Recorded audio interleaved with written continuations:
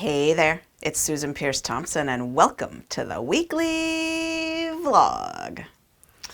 Oh, I'm so excited about this week's topic. It's a tool that I've started to use since I just learned about it in the last week, and it's been so helpful for me.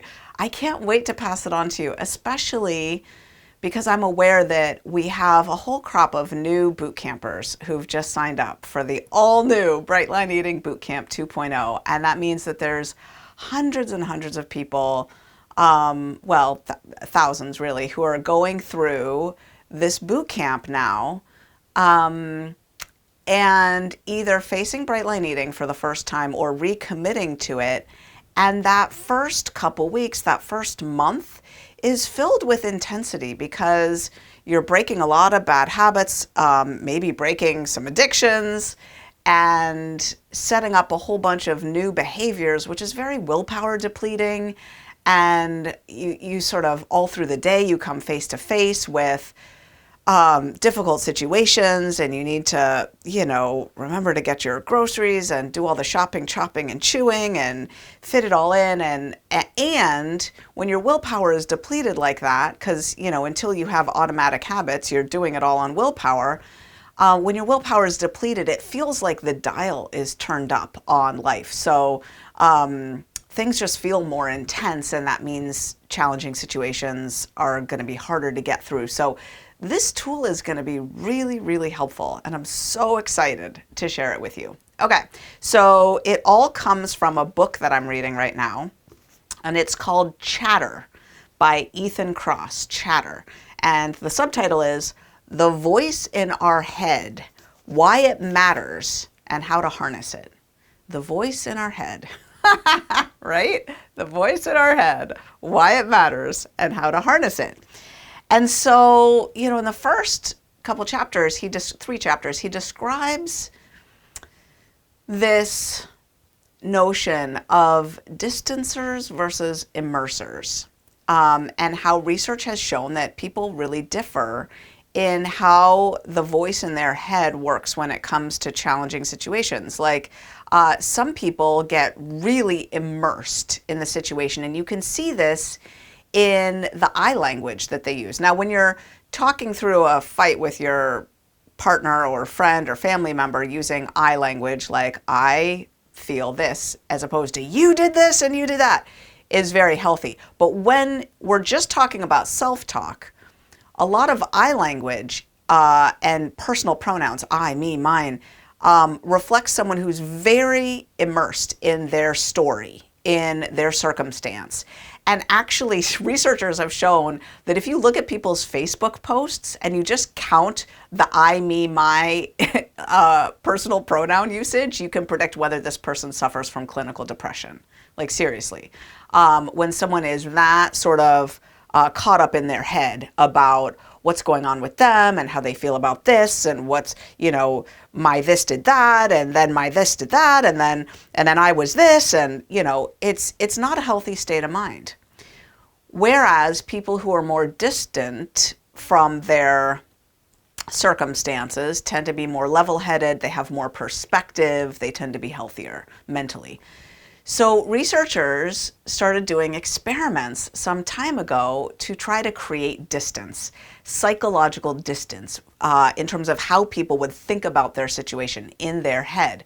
And this notion of psychological distance actually goes back to Aaron Beck, who was, many say, the father of cognitive therapy. Back in like 1970, Aaron Beck was talking about distance.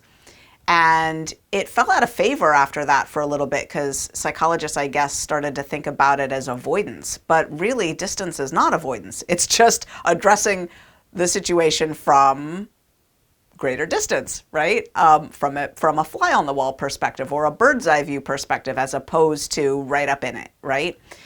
And so researchers ran experiments, for example, asking people to imagine their situation as if they were in a different country, thinking about this person in a different country, or as if they were far in the future or far in the past, right? Just different tools to create distance. And it worked. It totally worked.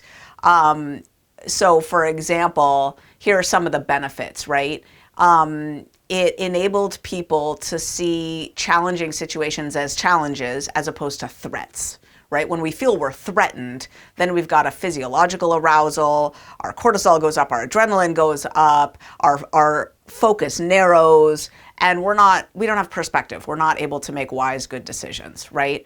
And yeah, as opposed to seeing the situation as a challenge that could be surmounted, as something that they could navigate, that might be difficult, but might have its rewards. Yeah, a challenge to get through, as opposed to a threat that's going to take them out, right? So yeah, people made wiser decisions. People had more compassion for themselves and others. Their bodies didn't get all jacked up physiologically, more parasympathetic nervous system activation as opposed to sympathetic nervous system activation, the fight or flight response, right? And they recovered from their emotional challenges more quickly. So they got over things faster. Their bodies got back to baseline faster. So just all kinds of benefits of having this kind of distance. But the challenge is, it turns out, that it's really hard to use those strategies. Like when people are up in the moment, feeling threatened by something, they're not going to do it. They're not going to actually think to themselves, how would I think about this if it were 10 years from now, or, how much is this going to be bothering me in 10 years? Or, how could the wisdom of my ancestors and all that they've been through be brought to bear, for me in this situation? Or what if I were sitting in Albania right now, looking over at me?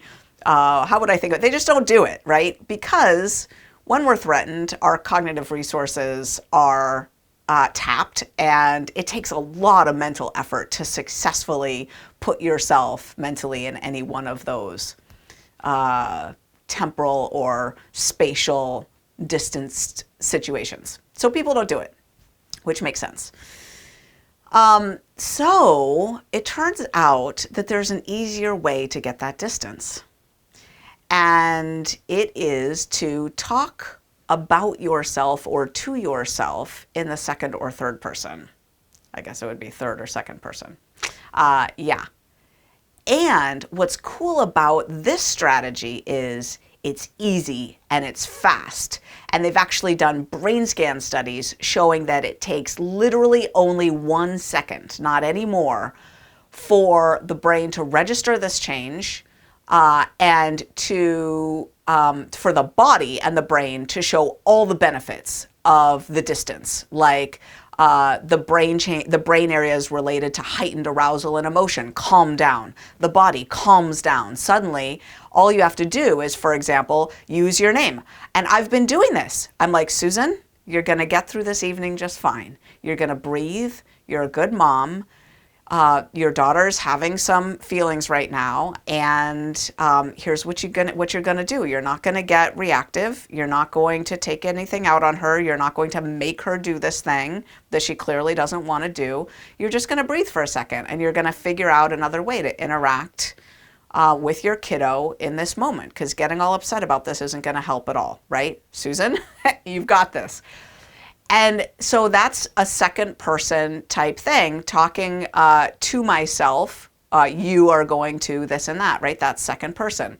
Third person would be Susan is a good mom. She is going to handle this just fine, I'm sure, because she always manages to get through things, right? So second person or third person. And this is called Iliism. There's a long literary history of people talking about themselves in the third person. Julius Caesar, a long time ago, wrote his account of the Gallic Wars that he had participated in, and he wrote about himself in the third person, as if he were as if he were distant from himself. So there's a long history of this, and what's interesting is the author here, Ethan Kross, stumbled on this, as many scientists stumble on some of their most valuable insights accidentally, right? He has this very vivid account of how he was threatened. One of his research findings got huge publicity it just caught on in the news, and he was interviewed all over the place and stuff, and he started getting this fan mail, and he got, amidst the piles of fan mail, a threatening letter. For some reason, someone took huge offense to what he had published, which is ridiculous. I don't even see how that is possible. But anyway, someone took offense to it. God bless people. They could take offense to anything, right? And they wrote him like a death threat letter, like, I'm going to come after you and your family letter.